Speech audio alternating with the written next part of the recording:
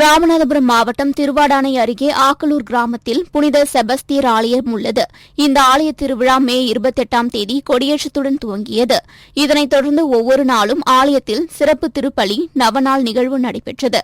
பின்னர் சிறப்பு திருப்பலி நடந்ததைத் தொடர்ந்து தூய செபஸ்தியர் சொரூபத்தை சப்பரத்தில் வைத்து அதனை இறைமக்கள் சுமந்து பவனி வந்தனர். இந்த பவனியின் போது வான வேடிக்கை நடைபெற்றது. சிவகங்கை மாவட்டம் காரைக்குடி நகராட்சியில் 36 வார்டுகள் உள்ளது. இங்கு நிரந்தர துப்புரவு பணியாளராக 130 பேரும் ஒப்பந்த துப்புரவு பணியாளராக 236 பேரும் பணிபுரிந்து வருகின்றனர். இந்நிலையில் மேஸ்திரிகள் மனோஜ்குமார் மற்றும் துரைசிங்கம் ஆகிய இருவரும் பெண் துப்புரவு பணியாளர்களை ஆபாசமாக பேசுவதாகவும் ஆண் துப்புரவு பணியாளர்களை வயது வித்தியாசம் பார்க்காமல் மரியாதை இல்லாமல் பேசுவதாகவும் கூறி 236 ஒப்பந்த துப்புரவு பணியாளர்கள் வேலைநிறுத்த போராட்டத்தில் ஈடுபட்டனர். மேலும் மேஸ்திரிகள் மனோஜ்குமார் மற்றும் துரைசிங்கம் ஆகிய இருவரை பணி நீக்கம் செய்ய வேண்டும், அதுவரை வேலை நிறுத்தம் செய்யப்போவதாக கூறி தனியார் துப்புரவு பணியாளர்களை பணிக்கு அமர்த்தியுள்ள ஒப்பந்ததாரர் அலுவலகத்தை முற்றுகையிட்டனர். தூத்துக்குடி அருகே உள்ள தருவைக்குளம் கடல் பகுதியில் இருந்து இலங்கைக்கு சட்டவிரோதமாக பீடி இலைகள் கடத்தப்படுவதாக கியூ பிரிவு போலீசாருக்கு தகவல் கிடைத்தது. அதன் பேரில் கியூ பிரிவு போலீசார் தருவைக்குளம் கடல் பகுதியில் சோதனை செய்ததில் தருவைக்குளம் கடல் பகுதியில் உட்பல பாதை வழியாக பீடி இலைகளை கடத்துவதற்காக மினி லாரியில் பீடி இலை பண்டல்கள் வைக்கப்பட்டிருந்தது தெரியவந்தது. இதனைத் தொடர்ந்து கியூ பிரிவு போலீசார் 40 லட்சம் ரூபாய் மதிப்புள்ள 30 கிலோ பீடி இலை பண்டல்களை பறிமுதல் செய்து கடத்தல் சம்பவத்தில் ஈடுபட்ட நபர்களை தேடி வருகின்றனர். சென்னை காசிமேடு மீன்பிடி துறைமுகம் அருகே எண்ணூர் விரைவு சாலையில் போலீசார் வாகன சோதனைக்காகவும் அதிவேகமாக வரும் வாகனங்களின் வேகத்தை குறைப்பதற்காகவும் அங்கு தடுப்புகளை வைத்துள்ளனர். இந்நிலையில் அவ்வழியாக பயணிகளை ஏற்றிக்கொண்டு வந்த ஷேர் ஆட்டோ ஒன்று தடுப்பின் மீது மோதி கவிழ்ந்தது. இந்த விபத்தில் சிறு சிறு காயங்களுடன் ஆட்டோவில் பயணித்தவர்கள் உயிர் தப்பினர். கனரக வாகனங்கள் சென்று வரக்கூடிய இந்த துறைமுக சாலையை ஆக்கிரமிக்கும் அளவிற்கு தடுப்புகள் அமைத்ததாலேயே இதுபோன்ற விபத்து ஏற்படுவதாக சமூக ஆர்வலர்கள் குற்றம் சாட்டுகின்றனர். திண்டுக்கல் மாவட்டம் கொடைரோடு ரயில் நிலையம் எதிரே திண்டுக்கல் மதுரை சாலையில் சிங் என்பவர் பெட்டிக்கடை நடத்தி வருகிறார். இந்நிலையில் அப்பெட்டிக்கடை எதிரே பொம்மனம்பட்டியைச் சேர்ந்த ஆறுமுகம் என்பவர் தனது இருசக்கர வாகனத்தை நிறுத்தியுள்ளார். அப்போது கடை உரிமையாளரின் மகன் ஜார்ஜ் புஷ் என்பவர் எதிர்ப்பு தெரிவித்ததாக தெரிகிறது. இதனால் இருவருக்கும் இடையே வாக்குவாதம் ஏற்பட்ட நிலையில் ஜார்ஜ் புஷ் தான் மறைத்து வைத்திருந்த திருப்புலியால் ஆறுமுகத்தை தாக்கியுள்ளார். இதில் தலையில் பலத்த காயம் ஏற்பட்டு மயங்கி விழுந்த ஆறுமுகத்தை அக்கம் பக்கத்தினர் மீட்டு திண்டுக்கல் அரசு மருத்துவமனைக்கு அனுப்பி வைத்தனர். மேலும் தகவல் அறிந்து சம்பவ இடத்திற்கு சென்ற அம்மையநாயக்கனூர் போலீசார் ஜார்ஜ் புஷை கைது செய்து நிலக்கோட்டை குற்றவாளி நீதிமன்றத்தில் ஆஜர்படுத்தி சிறையில் அடைத்தனர். சிவகங்கை மாவட்டம் காரைக்குடி நகருக்குள் நுழையும் பகுதியில் உள்ள கோவிலூர் கிராமத்தில் நெடுஞ்சாலைத்துறையினர் 10 நாட்களாக சாலை விரிவாக்க பணியை செய்து வருகின்றனர். தினசரி 100க்கும் மேற்பட்ட வாகனங்கள் இந்த வழியாக மதுரை, திண்டுக்கல், பரமக்குடி ஆகிய ஊர்களுக்கு பயணிக்கும் நிலையில் சாலை முழுவதும் ஜல்லிக்கற்கள் ரோட்டில் போடப்பட்டுள்ளது. இதனால் பேருந்துகள், கனரக வாகனங்கள் முன்னால் செல்லும் பொழுது புழுதியும் தூசியும் எழும்பி பின்னால் வரக்கூடிய இருசக்கர வாகன ஓட்டிகள் மற்றும் நடந்து செல்லும் பாதசாரிகள் மிகுந்த சிரமத்திற்கு உள்ளாகின்றனர். மேலும் இந்த தூசிகளால் மூச்சுத் திணறலும் ஏற்படுவதாக கூறிய பொதுமக்கள் நெடுஞ்சாலைத்துறையினர் இந்த சாலை விரிவாக்க பணியை விரைவாக முடிக்க வேண்டும் என்று கோரிக்கை விடுத்துள்ளனர். செங்கல்பட்டு அடுத்த பழவேலி இருளர் குடியிருப்பு மற்றும் தேசிய நெடுஞ்சாலை வழியாக செல்லும் காதலர்கள் மற்றும் பொதுமக்களை இளைஞர் ஒருவர் மடக்கி போலீஸ் என கூறி மிரட்டியுள்ளார். இதனை கண்ட பழவேலி பகுதியைச் சேர்ந்த பிரகாசம் என்பவர் இதுகுறித்து செங்கல்பட்டு தாலுகா போலீசாருக்கு தகவல் தெரிவித்தார். அதன் பேரில் சம்பவ இடத்திற்கு சென்ற போலீசார் பொதுமக்களிடம் தகராறு செய்த நபரை மடக்கி பிடித்து காவல் நிலையம் அழைத்து வந்து விசாரணை நடத்தினர். அதில் அந்த நபர் காஞ்சிபுரம் மாவட்டம் ஒரக்காட்பேட்டை அடுத்த காவூர் கிராமத்தைச் சேர்ந்த ரமேஷ் என்பதும் தனியாக உள்ள காதலர்களிடம் பணம் கேட்டு மிரட்டி வசூல் செய்து வந்ததும் தெரியவந்தது. இதையடுத்து அவரை கைது செய்த போலீசார் நீதிமன்றத்தில் ஆஜர்படுத்தி சிறையில் அடைத்தனர். மயிலாடுதுறை மாவட்டம் சீர்காழி அருகே தென்பாதி சாய்பாபா கார்டனை சேர்ந்த கங்காதேவி என்பவர் வயல் பகுதிகளில் ஆடுகளை மேய்த்து வந்துள்ளார். அப்போது அவ்வழியாக இருசக்கர வாகனத்தில் பிளாஸ்டிக் வியாபாரம் செய்வது போல் வந்த நபர்கள் ஆடுகளை திருடியுள்ளனர். இதனை பார்த்த கங்காதேவி அவர்களை மடக்கி பிடித்து சீர்காழி காவல் நிலையத்திற்கு தகவல் கொடுத்துள்ளார். அதன் பேரில் சம்பவ இடத்திற்கு சென்ற போலீசார் விசாரணை செய்ததில் அவர்கள் கடலூர் மாவட்டம் வேங்கடக்குப்பம் கிராமத்தைச் சேர்ந்த விஜய், மயிலாடுதுறை மாவட்டம் மணல்மேடு காட்டுநாய் போடிநாயக்கன் தெருவை சேர்ந்த சதீஷ் என்பதும் இவர்கள் இருவரும் இருசக்கர வாகனத்தில் இரும்பு பெட்டியில் ஆடுகளை திருடியதும் தெரியவந்தது. இதனை அடுத்து நூதன முறையில் ஆடுகளை திருடிய இருவரையும் போலீசார் கைது செய்தனர். வேலூர் மாவட்டம் பொன்னை அடுத்த மாதண்டா குப்பம் சாலையில் மான் ஒன்று தண்ணீர் தேடி வந்துள்ளது. அப்போது சாலையில் அடையாளம் தெரியாத வாகனம் மோதிய விபத்தில் மான் படுகாயமடைந்து ரத்த வெள்ளத்தில் சம்பவ இடத்திலேயே பலியானது. இதுகுறித்து தகவல் அறிந்த பொன்னை காவல்துறையினர் மற்றும் வனத்துறையினர் சம்பவ இடத்திற்கு வந்து மானின் உடலை கைப்பற்றி உடற்கூறு ஆய்வுக்காக எடுத்து சென்றனர். தண்ணீர் தேடி ஊருக்குள் வந்த மான் விபத்தில் சிக்கி பலியான சம்பவம் அப்பகுதி மக்களிடையே சோகத்தை ஏற்படுத்தியுள்ளது. மயிலாடுதுறை நகரில் இருசக்கர மெக்கானிக் பட்டறையில் 50க்கும் மேற்பட்ட இளைஞர்கள் கூடியிருப்பதாக காவல்துறைக்கு தகவல் கிடைத்தது.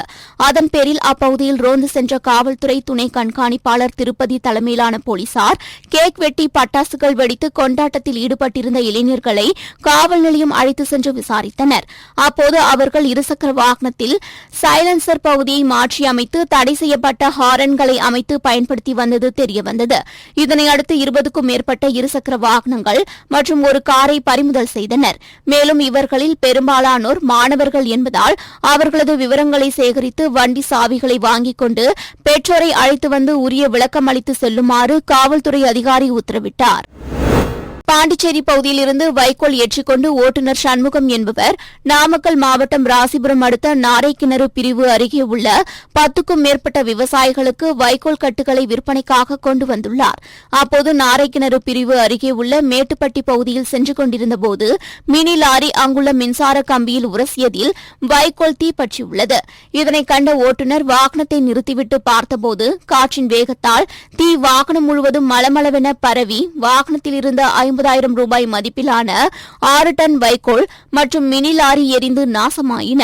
பின்னர் தகவல் அறிந்து சம்பவ இடத்திற்கு சென்ற தீயணைப்புத் துறையினர் நீண்ட நேரமாக போராடி தீயை அணைத்தனர்.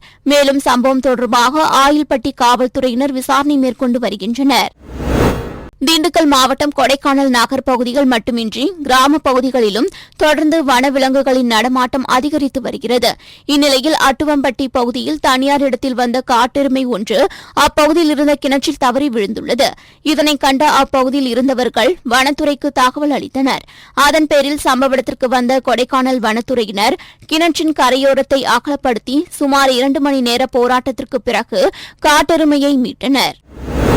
திருச்சி விமான நிலையத்திற்கு சிங்கப்பூரில் இருந்து வந்த ஸ்கூட்டி விமான பயணிகளின் ஆவணங்கள் மற்றும் உடைமைகளை சுங்கத்துறை அதிகாரிகள் சோதனை செய்தனர். அப்போது சந்தேகத்திற்கு இடமாக நடந்து கொண்ட பயணியை அழைத்து சோதனை செய்தபோது முழங்காலில் பயன்படுத்தும் நீ கேப் என்னும் காலில் அணியும் பேண்டில் தங்கக்கட்டிகள் மற்றும் செயின்களை மறைத்து வைத்திருந்தது கண்டுபிடிக்கப்பட்டது. இதனையடுத்து 1 கிலோ 424 கிராம் எடையுள்ள தங்கக்கட்டிகள் மற்றும் செயின்களை பறிமுதல் செய்து அந்த பயணியிடம் விசாரணை மேற்கொண்டு வருகின்றனர். மீன்பிடி தடைக்காலம் இன்னும் 2 வார காலத்தில் முடிவடைய உள்ள நிலையில் சென்னை காசிமேட்டில் உள்ள 1000க்கும் மேற்பட்ட விசைப்படகுகளை மீன்வளத்துறை அதிகாரிகள் ஆய்வு செய்தனர். மேலும் கடலில் மீன்பிடிக்க செல்லும் வகையில் அனைத்து பாதுகாப்பு ஏற்பாடு மற்றும் நல்ல நிலையில் உள்ள விசைப்படகுகள் மட்டுமே மீன்பிடிக்க கடலுக்கு செல்ல அனுமதிக்கப்படும் என்றும் அவ்வாறு இல்லாத படகுகளை வைத்திருக்கும் உரிமையாளர்கள் மீது கடும் நடவடிக்கை எடுக்கப்படும் எனவும் அதிகாரிகள் தெரிவித்தனர். ஈரோடு மாவட்டம் பெருந்துறையில் இருந்து சேலத்திற்கு இரும்பு கம்பிகளை ஏற்றிக்கொண்டு டாரஸ் லாரி ஒன்று சென்று கொண்டிருந்துள்ளது. அப்போது வேப்பூர் சேலம் நெடுஞ்சாலையில் வந்தபோது சாலையில் இருந்த மின்கம்பத்தில் மோதி விபத்துக்குள்ளானதில் வாகனம் தீப்பிடித்து எரிய தொடங்கியது. இதனை பார்த்த அக்கம் பக்கத்தினர் தீயணைப்புத் துறையினருக்கு தகவல் தெரிவித்துள்ளனர். தகவலின் பேரில் சம்பவ இடத்திற்கு வந்த தீயணைப்புத் துறையினர் தண்ணீரை பீச்சி அடித்து தீயை கட்டுக்குள் கொண்டு வந்தனர். இதுகுறித்து வேப்பூர் போலீசார் வழக்கு பதிவு செய்து விசாரணை மேற்கொண்டு வருகின்றனர். சென்னை பூந்தமல்லி நெடுஞ்சாலையில் உள்ள பச்சையப்பன் கல்லூரியில் மாணவர்களுக்கு இடையே ரூட்டுத்தள விவகாரத்தில் மோதல் ஏற்பட்டுள்ளது. அதில் பீட்டர் என்கிற மாணவர் ஒருவருக்கு கையில் வெட்டுக்காயம் ஏற்பட்டுள்ளது. இதனையடுத்து அவரை மீட்ட சக மாணவர்கள் சிகிச்சைக்காக கீழ்ப்பாக்கம் அரசு மருத்துவமனையில் அனுமதித்தனர். இதுகுறித்து கல்லூரி நிர்வாகம் கீழ்ப்பாக்கம் காவல் நிலையத்தில் அளித்த புகாரின் பேரில் வழக்கு பதிவு செய்த போலீசார் விசாரணை மேற்கொண்டு அடிதடியில் ஈடுபட்ட மாணவர்களை தேடி வருகின்றனர். சிவகங்கை மாவட்டம் சிங்கமுனரி நகர் பகுதியில் உள்ள சீரணி அரங்கம் பெரிய கடை வீதியில் பாரம்பரிய இளவட்ட மஞ்சு விரட்டு போட்டி நடைபெற்றது. இப்போட்டியில் சிவகங்கை, திண்டுக்கல், மதுரை, புதுக்கோட்டை உள்ளிட்ட பல்வேறு மாவட்டங்களில் இருந்து அழைத்து வரப்பட்ட 200க்கும் மேற்பட்ட காளைகள் கடை வீதிகளில் நிறுத்தப்பட்டது. இதனைத் தொடர்ந்து கடை வீதிகளில் இருந்து அவிழ்த்து விடப்பட்ட காளைகள் சீறி பாய்ந்து சென்றன. அப்போது மஞ்சு விரட்டை காண வந்த பொதுமக்கள் 10 பேர் காளைகள் முட்டியதில் லேசான காயமடைந்தனர். இதனையடுத்து காயமடைந்தவர்களை மீட்ட அருகில் இருந்தவர்கள் சிங்கமுனரி அரசு தாலுகா தலைமை மருத்துவமனையில் முதலுதவி சிகிச்சைக்காக அனுப்பி வைத்தனர். தருமபுரி மாவட்டம் பெண்ணாகரம் அடுத்த பி. அக்ரஹாரம் கிளையில் உள்ள தமிழ்நாடு கிராம வங்கியில் தொடர் வைப்பு நிதி முகாம் நடைபெற்றது. இதில் 18 வயது முதல் 50 வயது வரை பிரதம மந்திரி ஜீவான் பீமா யோஜனா திட்டத்தில் ஆண்டுக்கு 436 ரூபாய் செலுத்தி இறப்பு எந்த வகையில் ஏற்பட்டாலும் ரூபாய் 2 லட்சம் காப்பீட்டு திட்டம் வழங்கப்படும் என்றும் 18 வயது முதல் 70 வயது வரை ஆண்டிற்கு 20 ரூபாய் பிரீமியம் செலுத்தி பிரதம மந்திரி ஜீவன் சுரக்ஷா யோஜனா திட்டத்தின் மூலம் விபத்து ஏற்பட்டால் ரூபாய் 2 லட்சம் காப்பீடு தொகை வழங்கப்படும் என்றும் விழிப்புணர்வு ஏற்படுத்தப்பட்டது. இதில் வங்கியில் காப்பீடு திட்டங்களின் பயன்களை பற்றியும் கிளை மேலாளர் சந்திரகுமார், துணை மண்டல மேலாளர் ரமேஷ் ஆகியோர் வாடிக்கையாளர்களுக்கு எடுத்துரைத்தனர். இந்த முகாமில் 100க்கும் மேற்பட்ட வாடிக்கையாளர்கள் கலந்து கொண்டனர். சென்னை ராயபுரம் கிராஸ் கார்டன் பகுதியில் வசித்து வருபவர் ஆனந்தி. இவர் தனது உறவினர் குழந்தையின் பிறந்தநாள் நிகழ்ச்சியில் கலந்து கொண்டு குழந்தைக்கு முறை செய்வதற்காக 5.5 பவுண்ட் செயின் மற்றும் ஆரம் போன்ற தங்க நகைகளுடன் சென்னை கடற்கரை ரயில் நிலையம் செல்வதற்காக பேருந்தில் கல்மண்டபத்தில் இருந்து ஏறி சென்றுள்ளார். ராயபுரம் நோக்கி பேருந்து சென்றபோது தனது பையின் ஜிப் திறந்திருப்பதைக் கண்டு அதிர்ச்சி அடைந்த அவர் நகையை பார்த்தபோது நகை காணாமல் போனது தெரியவந்தது.